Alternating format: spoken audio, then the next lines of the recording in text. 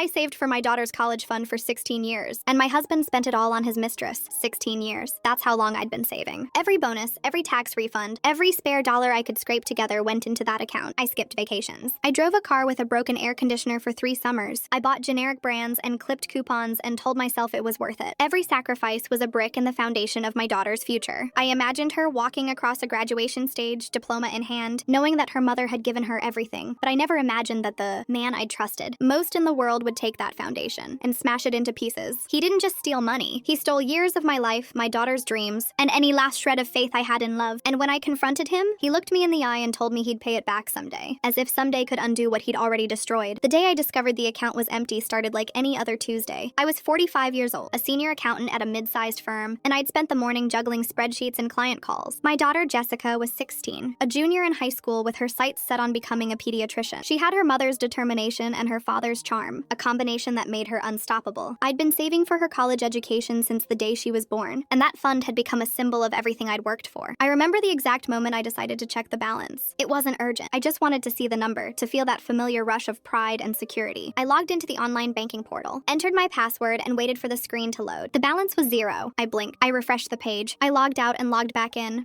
0. The number stared back at me, unblinking, impossible. $67,000. 16 years of sacrifice. Gone. My hands started to shake. I gripped the edge of my desk, trying to steady myself. Maybe there was a mistake. Maybe the bank had made an error. I called the customer service number, my voice trembling as I explained the situation. The representative on the other end was polite but firm. There was no mistake. The money had been transferred out over the past 2 years, in increments ranging from a few hundred to several $1,000s. The transfers were all made to a joint account in my husband Michael's name. Michael, my husband, the father of my children, the man I'd trusted with everything. I sat in my office for a long time, staring at the computer screen. My mind raced through possibilities. Maybe he was investing it. Maybe he was saving it somewhere else. Maybe there was a reasonable explanation. But even as I tried to convince myself, a cold dread was settling in my stomach. I knew Michael. I knew his spending habits, his secrets, his capacity for selfishness. I just hadn't wanted to see it. I drove home in a daze. The familiar streets blurred past my window, and I found myself gripping the steering wheel so tightly that my knuckles turned white. I needed answers. I needed to hear him explain it to my face. Michael was in the living room when I got home, scrolling through his phone with the casual ease of a man who had nothing to hide. He looked up when I walked in and offered me a smile. "Hey, babe. How was work?" I didn't return the smile. "We need to talk." His expression shifted, a flicker of caution crossing his face. "About what?" "About the college fund," I said, my voice flat. "It's empty, Michael. $67,000. Gone. And the bank says you transferred it all out." He set his phone down slowly. His face was unreadable, but I could see the gears turning behind his eyes. He was calculating, weighing his options, trying to find the right lie. "Avery," he said, his voice carefully measured. "I can explain, then explain." He ran a hand through his hair, a nervous habit I'd always found endearing. Now it just made me want to scream. I've been helping someone, a colleague. She was in a difficult situation, and I thought." "You thought what?" I cut in, my voice rising. "You thought you could just give away our daughter's college fund without asking me? Without telling me?" "She needed help," he said, as if that explained everything. "She was going through a hard time, and I felt responsible. I was going to pay it back. I swear." I stared at him. "Who is she?" Michael hesitated. I saw the guilt flash across his face, the realization that he was cornered. "Her name is Tanya. She works in my department. She's been having some financial difficulties." And I thought, Tanya. The name tasted bitter on my tongue. "You gave away $67,000 to a woman you work with without consulting me, without any thought for our daughter's future." "It wasn't like that," he said quickly. "It was a loan, a temporary loan. I was going to tell you, but I didn't want to worry you. I thought I could fix it before you found out." I laughed, a hollow sound that seemed to echo in the room. "You thought you could fix it. You thought you could steal from your own family and just fix it, like it was a minor inconvenience." "Avery, please, who is she to you?" I demanded. "Why would you give her that much money? What kind of hold does she have over you?" Michael's silence told me everything I needed to know. "Don't lie to me," I said, my voice dangerously quiet. "Not now. After everything, don't you dare lie to me." He lowered his head. She's not just a colleague. We've been involved for about 2 years." The words hit me like a physical blow. 2 years. He'd been having an affair for 2 years. 2 years of lies and secrets and stolen money. 2 years of coming home to me, kissing me goodnight, watching our daughter grow up, all while he was building another life with someone else. "How much?" I asked, my voice barely a whisper. He looked confused. "How much what? How much did you give her? The total amount, not just the college fund, everything." Michael hesitated, and I knew he was calculating again. "Around 80,000. Maybe a little more. $80,000. Years of my life, years of sacrifice, years of believing that we were a team, and he'd handed it all over to another woman." I walked to the bedroom and closed the door. I didn't slam it. I didn't scream. I just closed it softly and sat on the edge of the bed, staring at the wall. My body felt numb, disconnected from my mind. I could hear Michael's voice through the door, calling my name, but it sounded distant, like it was coming from another world. I thought about Jessica, her dreams of becoming a pediatrician, the hours we'd spent researching colleges, visiting campuses, imagining her future. She had no idea that her father had stolen that future from her. She had no idea that the man she adored was capable of such betrayal. I thought about myself, the years I'd spent working extra hours, skipping lunches, turning down invitations because I was too tired or too busy, the sacrifices I'd made without complaint because I believed they were for a greater purpose. I thought about all the times Michael had told me he loved me, all the times I'd believed him, and I thought about Tanya, the woman who'd accepted $80,000 from my husband, the woman who'd taken my daughter's future and used it to buy herself a life. I didn't cry. I was too angry to cry. I was too empty. I sat on the bed and let the numbness wash over me, letting it shield me from the enormity of what I'd just discovered. Hours later, I emerged from the bedroom. Michael was still in the living room, his face pale and drawn. He'd been drinking, I could tell. He looked up at me with red-rimmed eyes, and for a moment, I almost felt sorry for him. "Avery," he said, his voice cracked. "I'm so sorry. I didn't mean for any of this to happen. I was stupid and selfish, and I ruined everything. But I love you. I've always loved you. Please, just give me a chance to make it right." I looked at him, this man I'd married, this man I'd loved. I saw the desperation in his eyes, the fear of losing everything he'd taken for granted. But I didn't see the man I'd fallen in love with. I saw a stranger who'd stolen from me, a stranger who'd lied to me, a stranger who'd break our family. "Get out," I said. "Avery," I said, "get out," I repeated, my voice cold. "I don't want to look at you right now. I don't want to hear your excuses. I need time to figure out what to do, and I can't do that with you in this house." He opened his mouth to argue, but something in my expression must have stopped him. He nodded slowly, gathered his things, and walked out the door. I heard his car start, heard the engine fade into the distance, and then I was alone. I didn't sleep that night. I sat in the living room, staring at the door, replaying every moment of our marriage in my head. I thought about the early years, when we were young and in love and the future seemed endless. I thought about the birth of our children, the joy and exhaustion and wonder of it all. I thought about the small betrayals I'd overlooked, the moments I'd chosen to ignore because it was easier than confronting the truth. I thought about Jessica, asleep in her room, dreaming of a future that might never happen. The next morning, I started making phone calls. I called a lawyer, a forensic accountant, and a private investigator. I needed to know everything: how much money Michael had taken, where it had gone, and what, if anything, I could recover. I needed to protect myself and my daughter from the mess he'd created. The forensic accountant found the evidence within a week. Michael hadn't just taken the college fund. He'd taken money from our joint savings, our emergency fund, even the account I'd set aside for home repairs. In total, he'd embezzled over $120,000 from our family. The private investigator provided the rest: photos of Michael and Tanya at restaurants, at hotels, on vacations, evidence of the apartment he'd been renting for her for the past 18 months, proof of the lavish gifts he'd showered on her, designer handbags, jewelry, weekend getaways, all of it paid for with money that was supposed to belong to our daughter. I sat in my lawyer's office, staring at the evidence spread out across the table. It was devastating, but it was also liberating. I finally had proof, I finally had the truth, and I finally had the courage to do what needed to be done. "File for divorce," I said to my lawyer, "and I want everything: the house, the retirement accounts, and every penny he stole from our daughter's future." My lawyer nodded. "We can do that, but it's going to be a fight. He's not going to go quietly. He's been fighting me for years," I said. I just didn't know it. The first person I told was Jessica. I'd debated for days about how to handle it. Part of me wanted to shield her from the ugliness, to protect her innocence for as long as possible. But she was 16, almost a young woman, and she deserved to know why her world was about to change. I couldn't let her walk into the storm unprepared. I sat her down on a Saturday afternoon. We were in her bedroom, surrounded by the artifacts of her childhood: posters on the walls, books stacked on her desk, a collection of stuffed animals she'd long since outgrown but couldn't bear to part with. She looked so young, so trusting, and I felt a surge of anger at Michael for forcing me to have this conversation. "Mom, what's going on?" Jessica asked, her brow furrowed. "You've been acting weird all week. Dad's been gone. I'm not stupid." I reached for her hand. "I know you're not. That's why I need to tell you the truth." I explained everything: the college fund, the affair, the stolen money. I kept my voice calm and steady, even as I watched her face crumble. She didn't cry at first. She just stared at me, her expression frozen in disbelief. "He did what?" she whispered. "He took the money, sweetheart. He spent it on another woman. I'm so sorry. I know this is a lot to process, and I'm here for you. Whatever you need, I'm here." Jessica pulled her hand away. She stood up, walked to her window, and stood with her back to me. I could see her shoulders shaking. When she finally spoke, her voice was barely audible. "He ruined everything." I stood up and walked to her. I placed my hands on her shoulders, gently turning her to face me. Her cheeks were wet with tears, her eyes red and swollen. "He did," I said. "But we're going to get through this, together. I'm going to fight for you, Jessica. I'm going to make sure you still have a future." "But the money is gone," she said, her voice cracking. "I've been dreaming about college my whole life. I've been working so hard, and he just threw it away." "I know, sweetheart. I know. And I'm angry too. Furious. But I'm also determined. We're not giving up. We're not letting him win.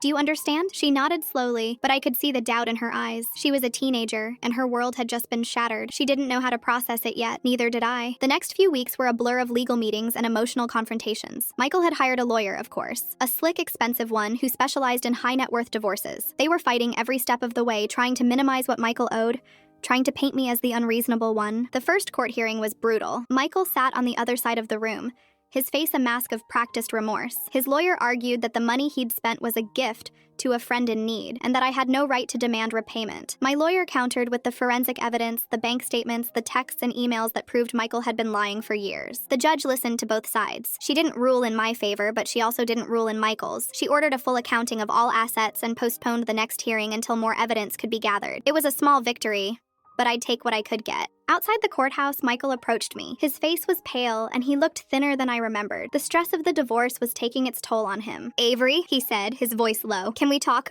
Please, just for a few minutes." I looked at him, this man I'd once loved. I felt nothing but cold indifference. "Say what you need to say," I said. "I'm not making any promises." He ran a hand through his hair, the same nervous habit I'd once found endearing. "I know I messed up. I know I hurt you and Jessica, and I'm not going to make excuses. But I want to fix this. I want to make it right. I'll sell the house if I have to. I'll get a second job. I'll do whatever it takes to pay back what I took." I studied his face, searching for sincerity. I found only desperation. "Michael, you stole from your daughter," I said. "You stole her future. And now you want me to believe that you'll make it right? You had 2 years to make it right. You had 2 years to stop lying to me. You didn't. You chose her. Every single day, you chose her." "Avery, I know you don't know anything," I cut in. "You don't know what it's like to be me. You don't know what it's like to look at the person you love and realize they've been lying to you for years. You don't know what it's like to tell your daughter that her father stole her dreams. You don't know, and you never will, because you were the one who did it." I walked away before he could respond. Back at home, I started making a plan. I met with financial advisors, explored loan options, and applied for scholarships on Jessica's behalf. I wasn't going to let her future be determined by her father's betrayal. I was going to find a way, no matter what it took. But the stress was taking its toll. I wasn't sleeping. I wasn't eating. I was losing weight I couldn't afford to lose. My friends noticed. Allison, my best friend since college, showed up at my door with a bottle of wine and a determination to take care of me. "Stop it," she said, pushing me onto the couch. "Just stop. You can't keep going like this. You're going to burn out." "I don't have a choice," I said. "Jessica needs me. The divorce needs to be handled. I can't just—" "Yes, you can," Allison said firmly. "You can take a night off. You can let yourself feel what you're feeling. You can let your friends help you. You're not alone, Avery. You've never been alone." I broke down then. I cried in a way I hadn't cried since I discovered the empty account. I let myself feel the anger, the grief, the exhaustion. And when I finally stopped, I felt a little lighter. I felt like I could breathe. Allison was right.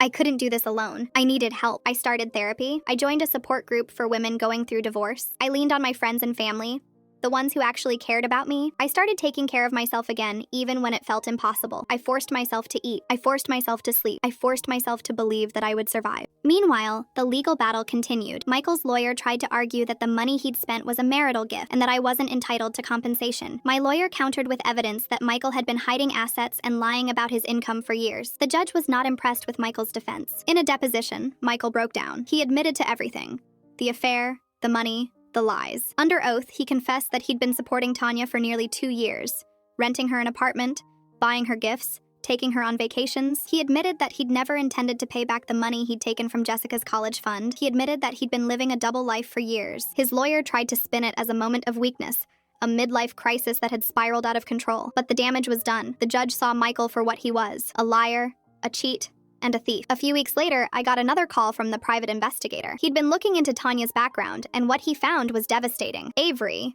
he said, his voice careful, "you need to know that Tanya was aware of Michael's family. She knew he was married. She knew he had children. She knew the money he was giving her was coming from his family's accounts." I felt a cold fury wash over me. She knew all along. Yes, and she didn't care. She was using Michael for the money. I have evidence that she was also involved with another man during the same period. She was playing him. I didn't know whether to laugh or cry. Michael had destroyed his family for a woman who was using him. He'd thrown away everything for someone who didn't even love him back. I decided to confront Tanya. I needed to see her face, to hear her explain herself. I found her at the apartment Michael had been paying for, a sleek, modern unit in a building I'd never been able to afford. She opened the door, and I saw the recognition flicker across her face. She knew who I was. "Avery," she said, her voice soft. "I'm sorry. I never meant for any of this to happen. Save it, I said. I don't want your apologies. I want to know why you did it, why you took money from a family, why you helped destroy my daughter's future. She looked down at the floor. I was in debt. I was drowning, and Michael offered to help. I didn't know it was your daughter's college fund. He told me it was his savings. He told me he had plenty. Did you know he was married? She hesitated. Yes. Did you know he had a daughter? Another hesitation. Yes. I felt a wave of nausea. And you didn't care. I cared, she said quickly. But I was desperate. I made a terrible mistake. I've been trying to pay him back. I have some of the money saved. I can keep it, I said, cutting her off. I don't want your money. I want you to stay away from my husband and my family. And I want you to live with the knowledge of what you've done. I walked away without looking back. The final court hearing was scheduled for a cold November morning. I woke up before my alarm, the weight of the past 6 months pressing down on my chest. Today was the day everything would be decided. Today, I would find out if justice was possible or if Michael would walk away with nothing but a slap on the wrist. I dressed carefully in a navy blue suit, the same one I'd worn to my first big promotion years ago. It felt like armor. I needed armor today. I looked at myself in the mirror and saw a woman who had been through hell and survived. A woman who had been broken and rebuilt herself. A woman who was ready to fight for her daughter's future. Jessica was waiting for me in the kitchen. She was 17 now, a junior in high school. And she'd grown up so much in the past year. The betrayal had aged her in ways I hadn't expected. She'd stopped being a child and started being my partner, my confidant, my reason for fighting. Are you ready? She asked. I nodded. Ready as I'll ever be. Let's go get him, she said, and I saw a flash of the fierce, determined woman she was becoming. Her father's betrayal hadn't broken her. It had made her stronger, just like it had made me stronger. The courtroom was the same as it had been the first time. Cold, sterile, filled with the scent of stale coffee and desperation. Michael was already there, sitting at the defense table with his lawyer. He looked older than I remembered, his face lined with stress and regret. He glanced at me as I walked in, and I saw something flicker in his eyes. Guilt. Maybe, or just resignation. It didn't matter anymore. The judge entered, and the proceedings began. Michael's lawyer tried one last time to argue that the money was a gift and that Michael shouldn't be held responsible. My lawyer countered with the mountain of evidence we'd gathered: bank statements, receipts, testimony from the private investigator, and a statement from Tanya herself. When the forensic accountant took the stand, I felt a surge of satisfaction. He laid out the numbers methodically, showing exactly how much Michael had taken and where it had gone. The total amount was staggering. Over $150,000, not just the college fund, but savings accounts, investment accounts, even money I'd set aside for our daughter's first car. The judge listened without interruption. Her face was unreadable, but I could tell she was taking the evidence seriously. When Michael's lawyer tried to cross-examine, she cut him off with a sharp, "I've heard enough." Then it was Michael's turn. He took the stand, looking pale and shaken. He admitted to everything. The affair, the money, the lies. But when the judge asked him why he'd done it, he couldn't give her a satisfactory answer. "She made me feel alive," he said, his voice barely a whisper. "I know that's not an excuse. I know I ruined everything, but that's the truth." The judge looked at him with a mixture of pity and disgust. "Mr. Harrison, you had a family, a wife who loved you, a daughter who looked up to you, and you threw it all away for a woman who was using you. There is no excuse for what you've done." Michael broke down on the stand. He cried openly, apologizing to me and to Jessica, promising to make things right. It was pathetic and heartbreaking all at once. I couldn't help but feel a small pang of sympathy for him, but it wasn't enough to forgive him. When the hearing ended, the judge delivered her ruling. Michael was ordered to pay full restitution for every penny he'd stolen. He was also ordered to cover all legal fees, my therapy costs, and a portion of Jessica's future education expenses. His assets were frozen and his wages were to be garnished until the debt was paid. It wasn't everything I'd hoped for, but it was enough. It was justice. The judge looked at me directly as she delivered the verdict. "Mrs. Harrison, I want to commend you on your courage and determination. You've been through something unimaginable, and you've handled it with grace and strength. I hope you and your daughter find peace." I nodded, too overwhelmed to speak. After the hearing, Michael approached me outside the courtroom. He looked broken, defeated, his face streaked with tears. "Avery, I'm so sorry," he said. "I know it doesn't matter now, but I need you to know that I never meant to hurt you. I was weak. I was selfish, and I lost everything because of it." I studied his face, searching for any trace of the man I'd fallen in love with. He was there, somewhere, buried under years of lies and betrayal, but I couldn't reach him. I didn't want to reach him. "I'm sorry too," I said. "I'm sorry for the years I wasted believing in you. I'm sorry for the years I spent making excuses for you, but I'm not sorry that it's over. I'm not sorry that I finally see you for who you are." I walked away without looking back. The next few months were a blur of rebuilding. I sold the house and bought a smaller, more manageable place for me and Jessica. I took on extra work to supplement the restitution payments. And I started a college fund from scratch. It was hard. It was exhausting, but it was also empowering. I was doing it on my own. I was proving that I didn't didn't need anyone to take care of me. Jessica threw herself into her studies. She applied to every scholarship she could find, wrote essays that made me cry, and earned a part-time job at a local bookstore. She told me she wanted to contribute, to help rebuild what her father had destroyed. I let her help because she needed to feel in control of her own future. In the spring, she was accepted to her dream school, a prestigious university with a strong pre-med program. When she opened the acceptance letter, she screamed so loud that the neighbors came running. We celebrated with takeout and a movie, laughing and crying and holding on to each other like we were the only two people in the world. The day Jessica graduated from high school, Michael showed up. He'd been estranged from us for months,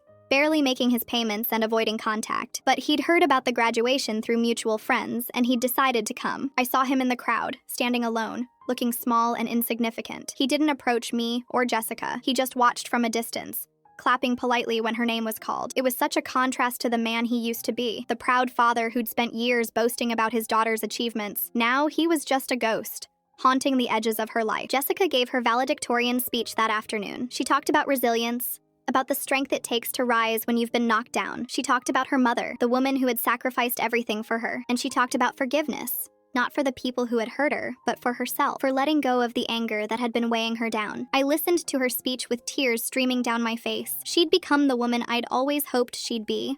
Strong, compassionate, unbreakable, and she'd done it in spite of everything her father had done. After the ceremony, Jessica walked up to me and gave me a hug that nearly knocked me over. "Thank you, Mom," she whispered, "for everything. I couldn't have done this without you." I hugged her back, holding on to her like she was the most precious thing in the world. "You did this, sweetheart," I said. "You did this. And I'm so proud of you." We walked to the parking lot together, leaving Michael behind. He didn't follow us. He didn't try to speak to Jessica. Maybe he knew he'd lost the right to be part of her life. Maybe he was just too broken to try. A few weeks later, I got a call from my lawyer. Michael had filed for bankruptcy. He'd lost his job, his apartment, and any semblance of the life he'd tried to build with Tanya. She'd left him as soon as the money ran out, moving on to another man who could support her expensive habits. "You don't owe him anything," my lawyer said. "The restitution payments are going to be harder to collect, but they'll eventually come through. He's going to be paying off this debt for the rest of his life." I should have felt satisfied. I should have felt vindicated. But all I felt was sadness. Sadness for the man he used to be. Sadness for the family we used to have. Sadness for the years we'd wasted on a love that was never real. I didn't reach out to Michael. I didn't want to reopen old wounds, but I did send him a brief message. Just a few sentences. "I hope you find peace, Michael. I hope you find a way to forgive yourself, because I've already forgiven you. Not because you deserve it, but because I deserve to move on." He never responded. I didn't expect him to. Jessica started college in the fall. I drove her to campus myself, watching as she loaded her belongings into her dorm room, her face bright with excitement and anticipation. She was going to be a pediatrician.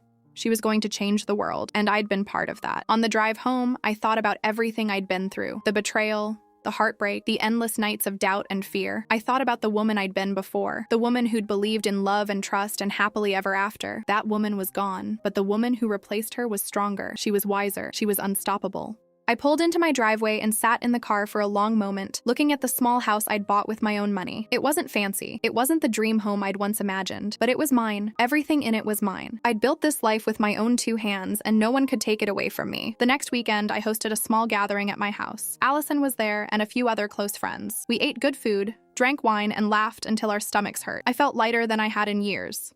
I felt free. At the end of the night, Allison pulled me aside. "Avery," she said, her voice quiet, "I just want you to know how proud I am of you. You went through hell, and you came out the other side. Not everyone could do that." I smiled, feeling tears prick at my eyes. "I had help," I said. "I had you. I had my friends. I had my daughter. I wasn't alone." "Neither are you now," she said. "And you never will be." I hugged her tightly, grateful for the woman who'd been my rock through everything. That night, I sat on my porch and looked up at the stars. I thought about the future, the things I wanted to do, the places I wanted to go, the person I wanted to become. I thought about Jessica, out there in the world, chasing her dreams. I thought about all the years I'd spent feeling invisible, feeling like I didn't matter. But I mattered now. I mattered to myself, and that was enough. I took a deep breath and felt the cool night air fill my lungs. The world was full of possibilities, and for the first time in years, I was excited to meet them. 16 years of sacrifice, 16 years of saving. And in the end, I'd lost the money.